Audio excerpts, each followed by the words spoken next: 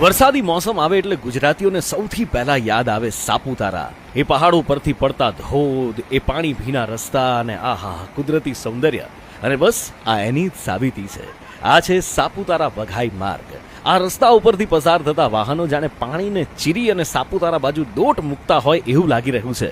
કુદરતી સૌંદર્ય માણવું હોય તો સ્વાભાવિક રીતે સાપુતારાથી સારું ડેસ્ટિનેશન બીજું કયું હોઈ શકે. અને એટલા માટે જ જુઓ તો ખરા, મોંઘી ગાડીઓ. ઓહો હો, આ સોફ્ટ રૂફવાળી ગાડી જોઈ તમે? 80 લાખ રૂપિયાની ગાડી પાણીમાં નાખતાય ભાઈનો જીવ ચાલી ગયો. કેમ? કુદરતને માણવા માટે. આજ તો મજા છે સાપુતારાની. પણ હા, તમે સાપુતારા જાઓ છો તો ધ્યાન રાખજો, રસ્તામાં પાણી ભરેલા છે, ધોધ પણ પડી રહ્યા છે અને લેન્ડસ્લાઇડ થવાનો ખતરો પણ છે.